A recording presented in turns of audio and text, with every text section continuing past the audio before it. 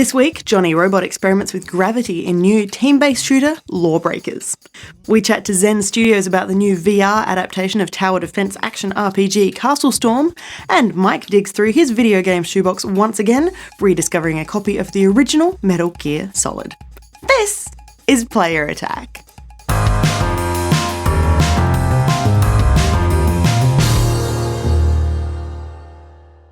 Hi, I'm Jessica Citizen, and this week, Pokemon Go continues to dominate the gaming media.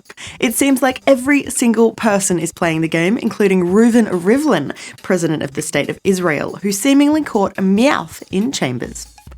The free-to-play smartphone game has also turned around a 12-month slump in Nintendo's stock values. The company had been in a slide since August 2015, but thanks to Pokemon Go, it now ranks as the most traded Japanese stock in a single day this century. And it keeps going. People are loving the game for getting people out and about, but also hating those same people for being childish, indulgent, and overwhelmingly obsessive about a mobile game. People playing Pokemon Go have reportedly stopped traffic, discovered dead bodies, improved their mental health, made new friends, been robbed at knife point, and, most impressively, walked about 1 billion kilometers in the weeks since the game was launched. You can now even pick where you want to eat without missing out on valuable pocket monsters, with Yelp adding an extra filter to their service. Now you can select a place that accepts credit cards, is good for kids, is wheelchair accessible, and has a Pokestop nearby. But there are other things that happen in the world of video games. Sticking with Nintendo, the company is preparing to launch a new, old console. The Mini NES is a tiny HDMI-supported plug-in-and-play version of the 1980s classic Nintendo Entertainment System, which comes complete with a replica NES controller and 30 original NES games. Harnessing the power of nostalgia, the machine will have absolutely no online connectivity, and if you want to enjoy a bit of multiplayer, you will have to buy an additional controller for your friend, who will have to play in the same room as you. Games include old favourites like Bubble Bobble, Castlevania, Donkey Kong, Dr. Mario, Excitebike, the original Final Fantasy, Galaga, Kid Icarus, the original Metroid, Pac-Man, Super Mario Bros. 1, 2 and 3, Tecmo Bowl, and the original Legend of Zelda. It'll set you back about $100 in Australia, and pre-orders are open now for a proper release on November 11th. And more console info, the Xbox One S will be available from August 2nd in various regions, including Australia. You'll be able to get a standard 2TB model for $549 Australian, or a Gears of War 4 themed bundle for $599. In other parts of the world, there is also a 500GB and 1TB model, but Microsoft Australia is yet to reveal localised details for those builds. All designs come with a 4K Ultra HD video and a swanky redesigned controller, with the console itself 40% smaller than the original Xbox One. Moving on, and Turtle Rock reports that interest in team-based multiplayer shooter Evolve has skyrocketed since the team made the decision to go free-to-play. In the 30 days before Stage 2 launched, Evolve averaged a high of 567 concurrent players. Just a few days after the revamp, the peak concurrent player count was 51,000, a nearly 3,000% increase in player numbers. Evolve is currently free-to-play on PC only, with both 2K and Turtle Rock keeping quiet on if and when Stage 2 will come to consoles. Another free-to-play game is Fallout Shelter, which has done great things for Bethesda on smartphones and is now available on Windows PC. Update 1.6 brings with it a revamped combat system, new enemies, new weapons, and some nifty new quests, just in time for the nifty new platform. And speaking of new things, the first new character has been added to Overwatch just 2 months after the game's release. Ana Amari is a grandma that literally snipes medicine into you, a ranged support class character with biotic rifle, grenades, and sleep darts that can quickly knock anyone unconscious. She's also Farah's mother, bringing an extra level to the game's storyline. And in case you had heard the rumours, Ana is not Sombra, the hero that we were expecting to be revealed this month. Looks like we'll be waiting a little bit longer for Blizzard to reveal the Mexican mystery. Not so good news for fans of the Caped Crusader, however. Batman Return to Arkham is still indefinitely delayed after Warner Bros. Told us it would not make its July 26 release date. The next-gen remakes of both Arkham Asylum and Arkham City are being handled by Chinese developer Virtuous Games, and following the awfulness that was the outsourced PC port of Batman Arkham Knight, it seems WB is playing it safe. The publisher says the extra time will allow the team to create the best gaming experience for fans, but it doesn't seem quite sure how much extra time will be needed. One thing that's out now, though, is the brand new expansion for Arma 3. Titled Apex, it adds 13 new weapons, 10 new vehicles, new forces, and a new co-op campaign to the game, but the real drawcard is Tanawa, a massive 100 square kilometre island.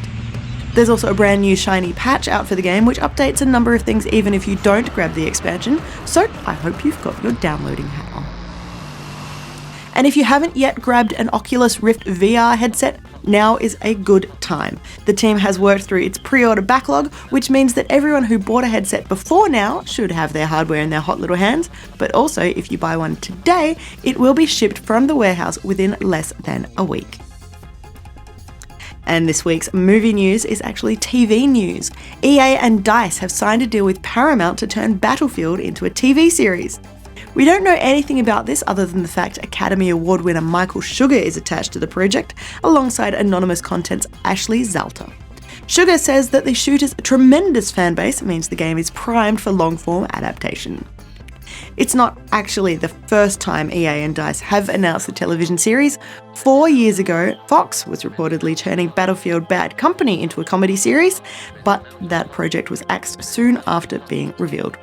Here's hoping this one lasts just a little bit longer.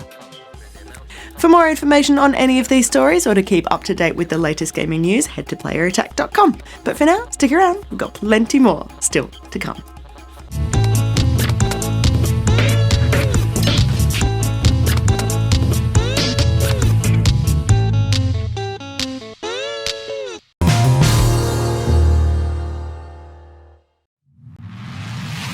Welcome to Santa Monica Island in the rebuilt California Keys. Tourists used to love this place until the good, the bad, and the straight-up ugly arrived.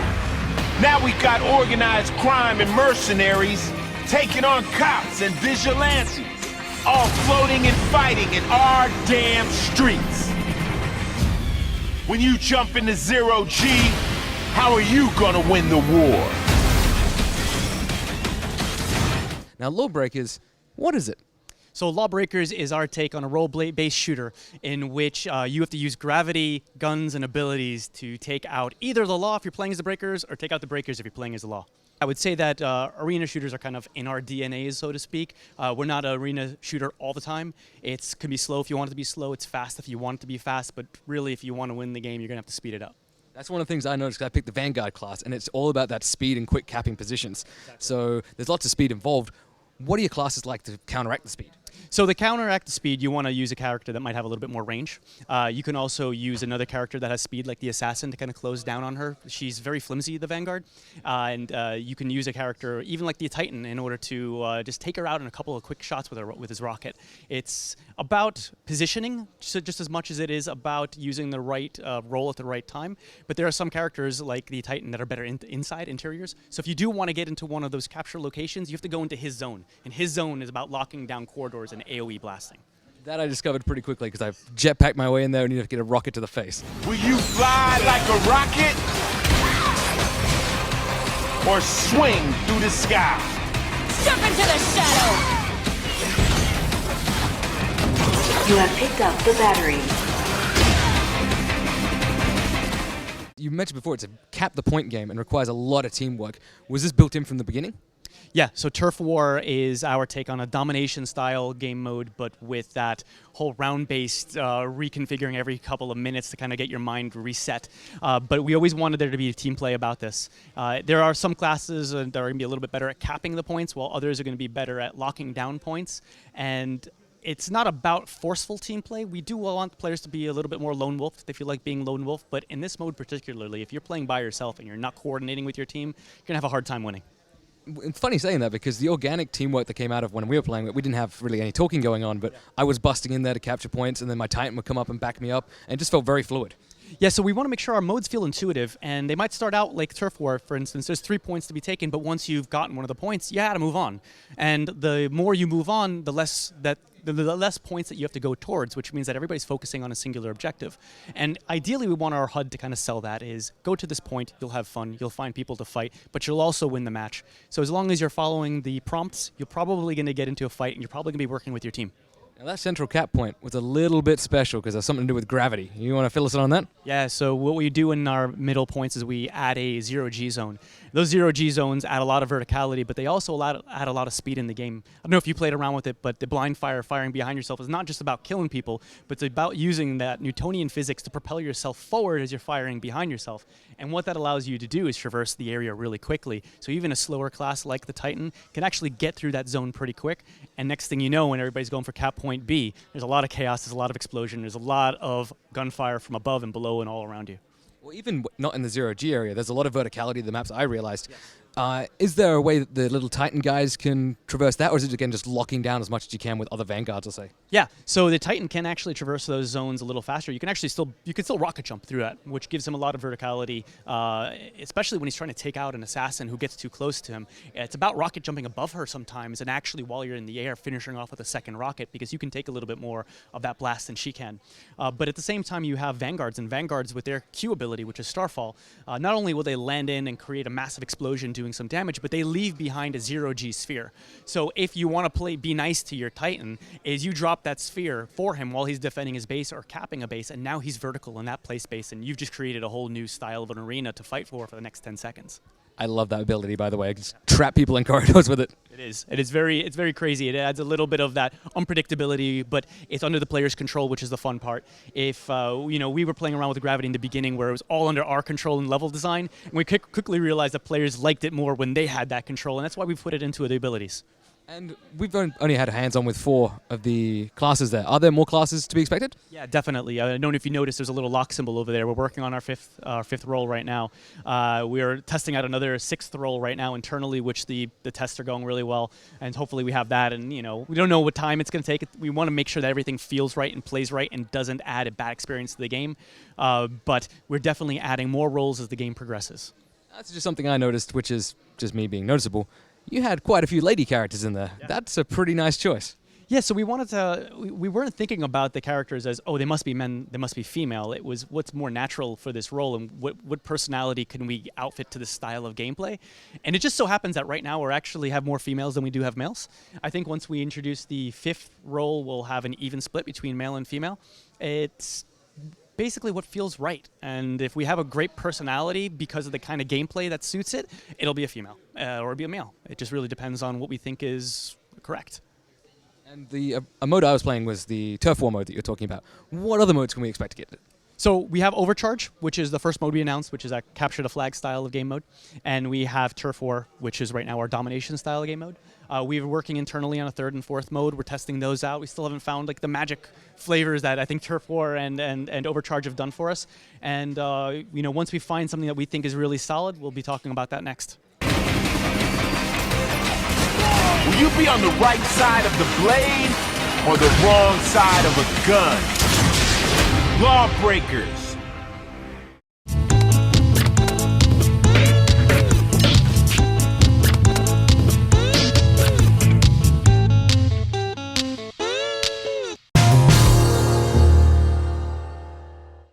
I've just been playing a little game called CastleStorm VR, which was only just announced. It's not the first time that we've seen CastleStorm, but it is the first time that we've seen it in VR. So can you tell us a little bit about what I was just playing? Because it was pretty cool. Yeah, absolutely. So CastleStorm, it's a game that Zen Studios released about 3 years ago. We put it on consoles, PC, it's been on mobile. We have a version called CastleStorm Free to Siege, which is a free-to-play version of the game. To battle!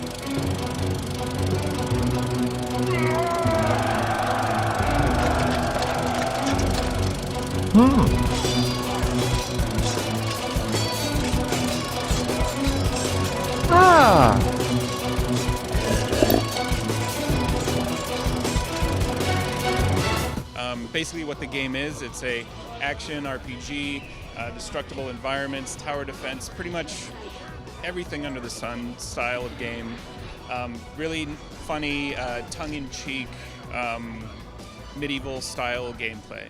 Yeah, I was just loading up a ballista with apples that would then explode to try and destroy the castle. I was very bad at destroying the castle because it was just too much fun just to shoot things. Well, I mean, if you're throwing apples at another castle, it sounds like you're kind of, on your way to figuring out what the game's all about when it comes to its sense of humor and its quirkiness. But yeah, you can have enemy units, or you can attack your enemies with your own units. You can have like soldiers and knights and archers, and later on in the game you can even have griffins that you can have attack your opponent's castle. It's really fast-paced, really addictive, really fun, and I think VR really brings a huge new element to it. There are a lot of very hardcore, serious VR games where it's all very immersive and rah-rah. This isn't quite the hardcore serious. We kind of try to keep things light at Zen Studios. We, love the sense of humor that we've been able to implement in the CastleStorm game. And it's really fun and exciting. And when it comes to the level of immersion that you feel in VR, like the thing about Zen Studios, we never want our experiences to be passive. We don't want somebody to get into a situation in a game where they feel like they're being removed from the VR experience. That's why even when you watch cutscenes in CastleStorm VR, you'll end up seeing like it'll be like you're in a theater, right? You'll be sitting in a theater chair. You look to your side, there's a bucket of popcorn and there's a soda next to you. You can even look all the way behind you and you'll see the king like sitting and watching the same movie or cutscene that you're watching, and sitting next to him will be the princess, and she'll kind of she'll have her like head in her hand. She'll be really bored, but whatever. It's not about her. See, while I was playing, I did look down here and I saw that there was some popcorn. There was some popcorn spilled on the floor, and I saw that obviously I was a knight and I'd taken my helmet off to sit it next to me. I didn't actually think to look behind me, which was trap for young players. You should always look behind you. Definitely. That's a really good motto when it comes to playing a VR game. Always look behind you.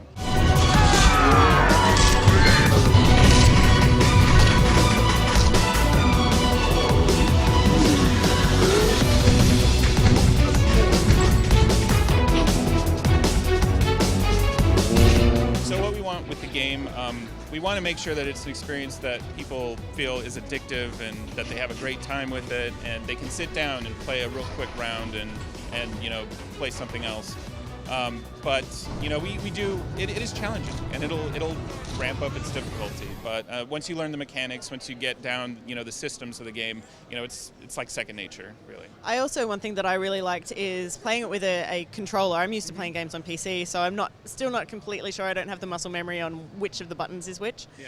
And so it's human nature when you're playing on a console to look down to see where your buttons are. Right. Of course, you can't do that when you've got a VR headset on, but in CastleStorm, you look down and it actually has it in the vision that you're seeing. So it has the buttons and they light up and they show you which one's which. Right. That was really clever. Yeah, we definitely focused on the UI for the game. Like, that was certainly a huge part of making sure that the experience felt right when we moved it over to VR. It is in 3D when you're playing VR. So yeah, we definitely really wanted to make sure that the experience was intuitive. And like I said before, it's something, when our guys are making VR games in the studio, they really, really want to make sure that you stay invested in the experience the whole time, that there's nothing that's going to just pull you out of it. Exactly. There's no weird menus that pop up in front of your game and pause things awkwardly. It's all you're in the same world. Right. It's natural, it's fluid, it just feels right, and it feels like you're really there. As we have mentioned, even though we are focusing on VR, if people don't have access to headsets at this point, they can play CastleStorm on other platforms. Absolutely. We've released CastleStorm on just about every console under the sun. It's on PC. It's on the mobile version that I mentioned earlier. There's certainly no shortage of ways to play CastleStorm.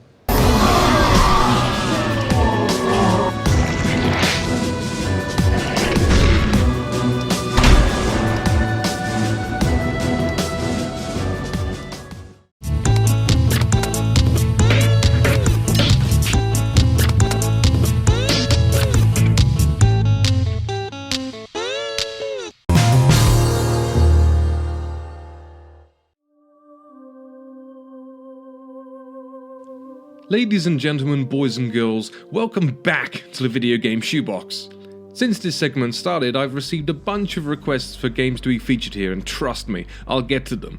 The most interesting suggestion I've had so far, though, was actually from viewer and fan Jason Kincaid, suggesting I cover an old game that I've spent the most time with, for better or for worse. The result was a no-brainer to me. Shit, yeah. I'm gonna be real with you folks for a second. Metal Gear Solid is my favourite series of games of all time. I recognise that each of the titles have their flaws, but god damn it if it isn't one of the best and balls out mental stories in the history of games.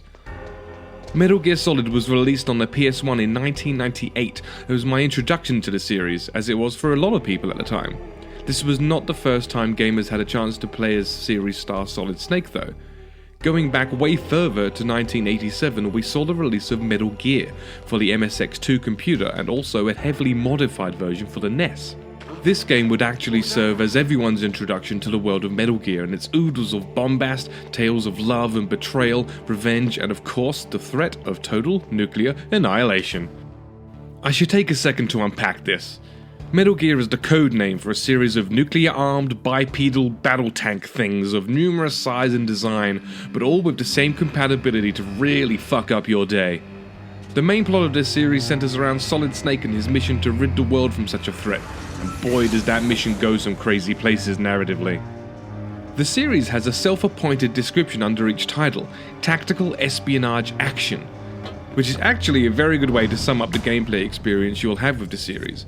The premise narratively is that this is a stealth mission, so sneaking around and not being seen by soldiers is totally the way to go. There are plenty of weapons and actions to deal with a situation should you be sloppy, however the game is at its best when you play with a slightly more methodical approach. People may give credit to Ubisoft's Splinter Cell and its hero Sam Fisher for popularizing stealth gameplay with more intricate systems such as using the darkness of shadows to hide and the sound of thunder to mask your gunfire, but let's be honest.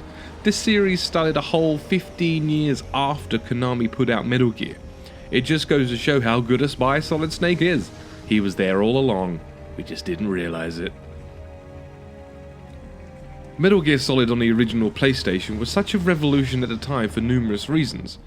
Incredible music, giving the slow sections a methodical pace, and the action sequences even more tension than the story had provided.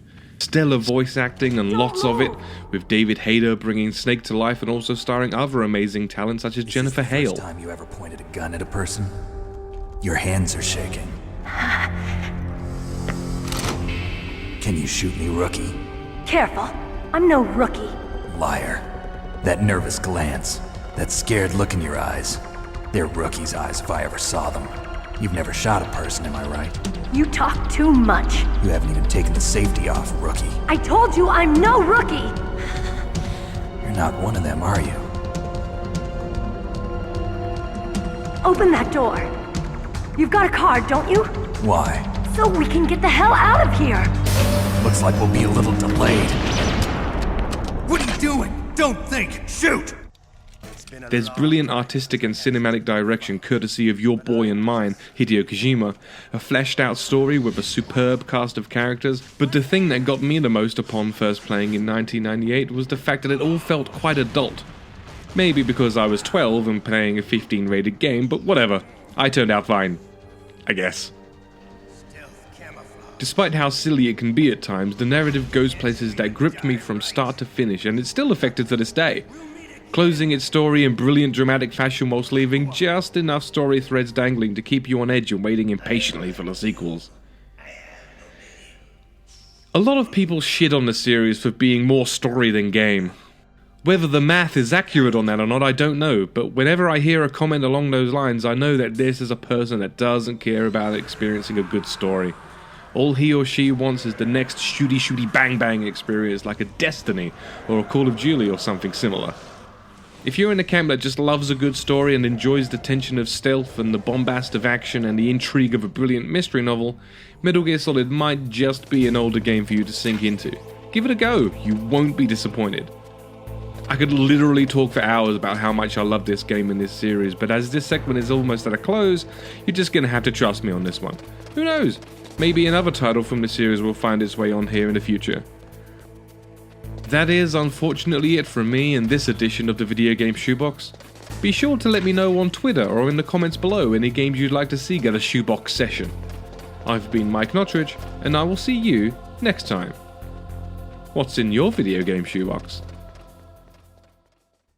And that's about it for this edition of Player Attack. Thanks for watching. Next week, Jonny checks out ID at Xbox darling We Happy Few. It had one of the most shocking onstage moments at E3, but there is more to it than just smashing piñatas. Then, in one of those everything old is new again moments, we spent a bit of time with Worms WMD, which is just as good as you remember from 20 years ago. In the meantime, you can catch us at playerattack.com. We're on Facebook, YouTube and Twitter. And if you've got something you want to say, send us an email, mailbox@playerattack.com, or just hop on our forums. Also, if you want to support Player Attack, you can find us on Patreon and help us bring you the latest in gaming news, plus all of these wonderful interviews and reviews from the world of video games. Till next week, I'm Jessica Citizen, and this is Player Attack.